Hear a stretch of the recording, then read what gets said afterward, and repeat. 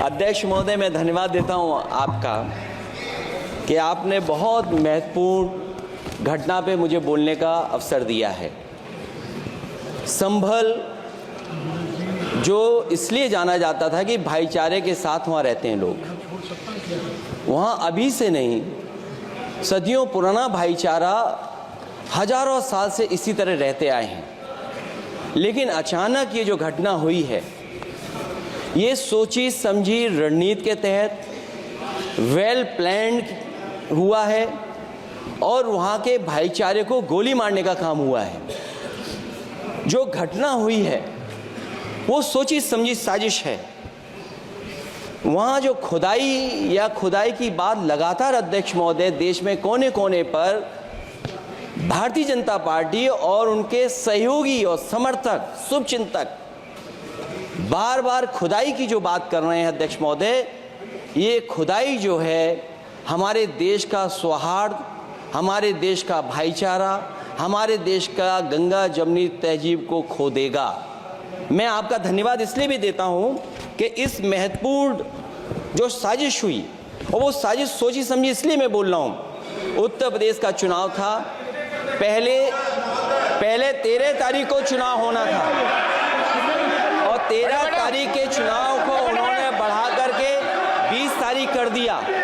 और इस जो घटना है मैं आपके सामने पढ़ना चाहता हूं। अध्यक्ष महोदय, ये यात्रा रुकी क्यों नहीं है? यात्रा ले जाओ दूसरी तरफ। अध्यक्ष महोदय, संभल की शाही जामा मस्जिद के खिलाफ 19/11/2024 को सिविल जज सीनियर डिवीजन छंदौसी संभल में एक याचिका डाली गई। कोर्ट ने दूसरे पक्ष को, अध्यक्ष महोदय सुनिए, ये सुनना चाहिए, हम यूं ही नहीं कहते थे, आप तो संक्षिप्त में बोले। अध्यक्ष महोदय, हम यूं ही नहीं कहते थे कि संविधान ये मानती नहीं सरकार, हम यूं ही नहीं कहते थे कि संविधान नहीं मानती। जब प्लेसेस ऑफ वर्शिप एक्ट है, प्लेसेस ऑफ वर्शिप एक्ट है, हम बनते तो बहुत कुछ हैं। संभल के शाही जामा मस्जिद के खिलाफ 19/11/2024 को सिविल जज सीनियर डिवीजन चंदौसी संभल में एक याचिका डाली गई। कोर्ट ने दूसरे पक्ष को सुने बगैर उसी दिन 19/11/2024 को सर्वे के आदेश दे दिए। ताज्जुब की बात है, संभल के जिलाधिकारी संभल और पुलिस अधीक्षक संभल आदेश को पढ़े बगैर 2 घंटे के बाद सर्वे के लिए पुलिस बल के साथ शाही जामा मस्जिद पहुंच गए। जामा मस्जिद की कमेटी, जनप्रतिनिधि, उलेमा इकराम, सभी अधिवक्ताओं ने सहयोग दिया। जिलाधिकारी संभल और पुलिस अधीक्षक संभल ने 2.5 घंटे सर्वे के बाद कहा, आप सब सर्वे पूरा हो चुका है और अब रिपोर्ट कोर्ट को भेज दी जाएगी। लेकिन दिनांक 22/11/2024 फ्राइडे को जुम्मे की नमाज के लिए लोग नमाज अदा करने के लिए जामा मस्जिद पहुंचे, लेकिन पुलिस प्रशासन ने बैरिकेड लगा दिया ताकि लोग नमाज न पढ़ सकें। उसके बाद भी लोगों ने संयम बरतते हुए नमाज अदा की और किसी प्रकार का विरोध प्रदर्शन नहीं किया। 29/11/2024 को कोर्ट की अगली तारीख तय थी।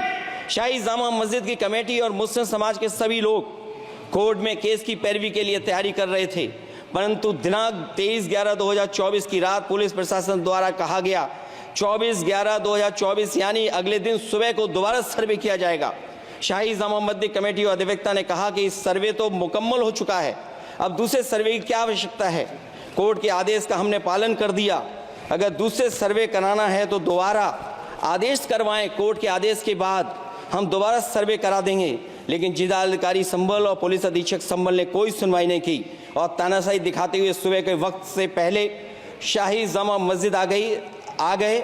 शाही जामा मस्जिद कमेटी और मुस्लिम समाज के लोगों ने फिर भी धैर्य रखा और दोबारा सर्वे के लिए अंदर ले गए। सर्वे के दौरान करीब 1.5 घंटा बाद जब जनता को सूचना मिली तो वो इकट्ठा होना शुरू हो गए। लोगों ने सर्वे का कारण जानना चाहा तो सर्किल ऑफिसर ने उनके साथ गाली गलौज की और लाठीचार्ज करवाकर बुरी तरह जख्मी कर दिया। इसका विरोध करते हुए चंद लोगों ने पत्थर चलाए, जिसके बदले में पुलिस के सिपाही से लेकर के अधिकारियों तक ने अपने सरकारी और प्राइवेट हथियारों से गोलियां चलाईं। जिसका वीडियो रिकॉर्डिंग है, जिसके एवज में दर्जन लोग गोलियों से घायल हो गए हैं। 5 मासूमों जो कि अपने घर से सामान लेने के निकले थे, उनकी मृत्यु हो गई। संभल का माहौल बिगाड़ने में, संभल का माहौल बिगाड़ने में याचिका दायर करने वाले लोगों के साथ पुलिस और प्रशासन के लोग जिम्मेदार हैं। इनको निलंबित किया जाना चाहिए और हत्या का मुकदमा चलाया जाना चाहिए, जिससे कि लोगों को इंसाफ मिल सके और आने वाले समय में कोई इस प्रकार की संविधान के खिलाफ और गैर कानूनी घटना को अंजाम न दिया जा सके। अध्यक्ष महोदय,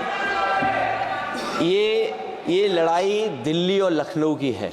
नो प्लीज कभी दिल्ली पहुंचे थे जिस रास्ते, वही लखनऊ वाले उसी रास्ते पहुंचना चाहते हैं। उज्जर रमन सिंह जी 2 मिनट बोल रहे, आप 1 मिनट बोल रहे हैं। हो गया विषय आपका अखिलेश जी, विषय हो गया आपका, अखिलेश जी विषय हो गया आपका।